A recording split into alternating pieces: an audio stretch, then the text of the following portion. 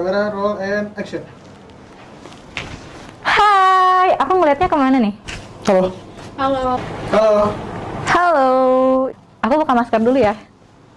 Halo semuanya, aku lepas dulu ya. Boleh. Oh, ini udah mulai? Udah. Langsung. Oke, bentar ya.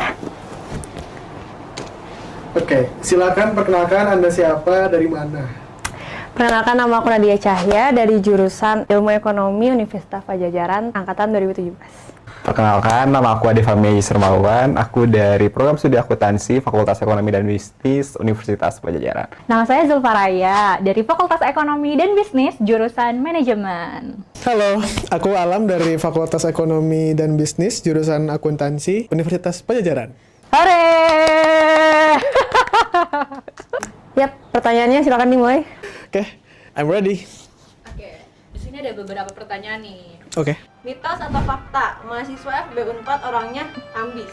Fakta, soalnya euforia Fakultas Ekonomi dan Bisnis aku ngerasanya nggak belajar mulu sih, emang banyak tugas kali ya, jadi kayak mau nggak mau harus ngambis. Kalau misalnya nggak ngambis tuh gimana ya, nanti ketinggalan sama teman-teman yang lain. Menurutku fakta. Soalnya dari kebanyakan teman-teman yang aku kenal, mereka ambis belajar sampai tipes. Dan aku termasuk orang yang tipes. Tapi bukan ambis ya, aku cuma tipesnya doang. Mitos. Kenapa tuh? Karena contohnya aja mahasiswa ekonomi Unpad ini tidak ambis. Oke, Jadi itu adalah mitos. Ambis dalam beribadah termasuk nggak sih? Boleh nggak? Subhanallah, Masya Allah banget nih. Tapi kayaknya mitos sih, karena aku sendiri sebenarnya bukan orang yang terlalu ambis. Nggak kayak setiap hari, setiap abis kelas itu langsung belajar. Tapi kayak mau ulangan aja baru ambis belajar, buka-buka buku gitu. Itu hamin satu ulangan. Baik. Waduh, Itu nggak ada. beda ya? Kayaknya beda deh buka-buka aib. Oke, lanjut. Mahasiswa FB Unpad orangnya tajir-tajir, bener nggak tuh kak? Fakta sih. Soalnya di fakultas juga ada lift. Oh, ada Jadi lift. betul. Mayoritas ya. Menurut aku fakta. Tajir-tajir gak sih kelihatannya? Parkirannya penuh. Dari sisi Fakultas Ekonomi yang gedungnya aja udah serba ada vending mesin, ada lift. Pokoknya menurut aku mahasiswanya tajir-tajir juga.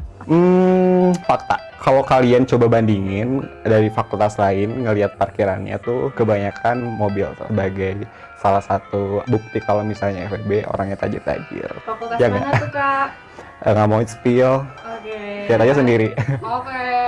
Tapi kalau emang tajir, kayaknya emang tajir sih, apalagi kalau awal bulan tuh. Biasanya kita ke Bandung, jarang banget tuh kita kalau misalnya awal bulan itu nongkrongnya di Jatinangor, paling antik. Jadi kalau misalnya di Jatinangor, entertainmentnya di mana kak? Oh, biasanya mahasiswa baru itu identik kalau misalnya pertama kali itu harus wajib banget ke Jatos.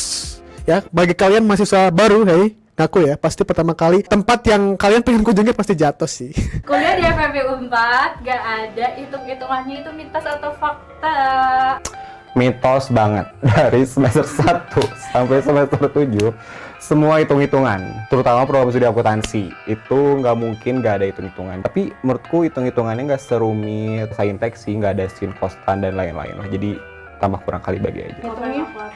Hitungnya bisa pakai kalkulator asalkan bukan kalkulator cabe. Emang nggak boleh nyontek ya kalau di FEB? Oh iya, ada satu peraturan kalau misalnya kita nyontek kita bakal dapat nilai E semua di semua matkul. Pengalaman gimana kak, pengalaman? Pengalaman nggak mau spill ah. Mitos. Karena dari mahasiswa baru juga kita udah ngitung-ngitung ya. Udah pakai kalkulator. Walaupun aku jurusan manajemen ya, itu tuh ada hitungannya tahu. Jadi adik-adik buat yang mau masuk nih ke manajemen itu sangat mitos kalau nggak ada hitungan-hitungannya. Jadi kita juga belajar akuntansi, mikro, makro kayak gitu. Mitos deh, soalnya emang dari awal kita sudah disuguhi dengan angka. Di mana situ ada angka pasti ada hitung-hitungan. Walaupun sebenarnya tambah kurang bagi doang sih dan kali, tapi ya namanya juga hitung-hitungan pasti beribet dengan angka. Bukan soal kuliah doang sih, kita juga sebelum kita ke kampus tuh kita juga harus hitung-hitungan gak sih? Maksudnya gue nanti ke kampus pakai baju apa, gue nanti ke kampus naik apa sih, naik ojek atau naik apa, kan hitung-hitungan ongkos itu segala macam, kan itu hitung-hitungan juga kan. Nah, dalam segala aspek kehidupan mahasiswa ekonomi pasti familiar dengan yang namanya hitung-hitungan. Yoi. Itu mitos. Saya kan anak ekonomi suka duit ya, jadi pasti hitung-hitungan sih duit. Lanjut nih, mitos atau fakta? Anak FEB tuh anak IPS semua, bener gak? Mitos. Buktinya aku sendiri anak IPA bisa masuk ke program studi akuntansi. Jadi pernyataan itu menurut aku mitos. Mitos, karena banyak kok yang dari IPA masuk ke FEB, terus udah kayak gitu, teman-teman atau adik-adik yang mau masuk ke FEB dari SMK itu bisa banget. Nanti belajar aja dari SBM ya, atau enggak SMUP Unpad. Sekarang ada SMUP Unpad. Gitu. Itu mitos. Kenapa tuh? Soalnya ada juga yang dari IPA Oke. dan ada juga mungkin yang dari SMK juga bisa masuk ya. Mitos, soalnya aku sudah dari IPS, tapi ada kawanku dia dari IPA. Jadi ceritanya gini, dia tuh dari IPA dan dia keterima di salah satu jurusan di Saintek. Tapi kan salah satu persyaratan yang jurusan Saintek tuh ada yang namanya tes buta warna, dan dia tuh buta warna ternyata. Dan akhirnya dia karena sudah kadung keterima di Saintek, makanya dia ya udahlah silakan milih gitu di sosum jurusan apa bebas. Makanya sebelum Anda milih ke Saintek, pastikan Anda bukan buta warna.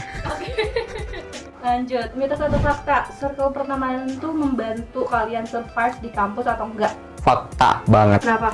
Soalnya dilihat kalau misalnya kita semester 1, semester 2, semester 3, sampai semester 7, kalau kita nggak punya teman atau nggak punya circle pertemanan, kita nggak akan bisa survive karena semua matkul, organisasi pasti butuh orang lain untuk istilahnya ngebantuin kita. Contohnya matkul nih, misalnya ngebahas soal, ngebahas PR, itu tuh pasti kita bisa nanya-nanya ke temen kalau misalnya kita nggak ngerti. Mitos nggak ya? Aduh, aku nggak punya circle, gimana ya? Public enemy ya kak? Oh iya, public enemy.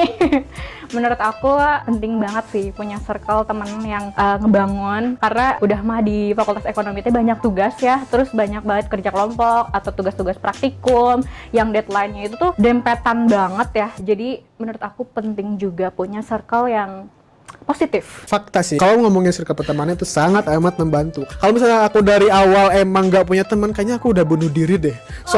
Soalnya emang dari awal ya mungkin beban-beban sudah mulai terasa tuh, apalagi semester ketiga, keempat, wah itu udah mulai beban segala macem lah. Tapi dengan aja teman, kita kayak bisa ya bantu-bantu lah, ada tugas, ada praktikum, ya udah kita saling share jawaban tuh. Ada ulangan atau ada segala macam kan kita share jawaban tuh. Ya udah gitu-gitu aja. Fakta. Soalnya kalau misalkan ada circle pertemanan nih ya, tipsen bisa. Oh bisa tipsan. Nyontek bisa. Nyontek juga bisa. Terus taking tempat waktu ujian bisa nih. Taking tempat. Jadi kalau misalkan emang nggak ada circle pertemanan kayaknya metong. Kalau misalnya aku nggak punya circle gimana?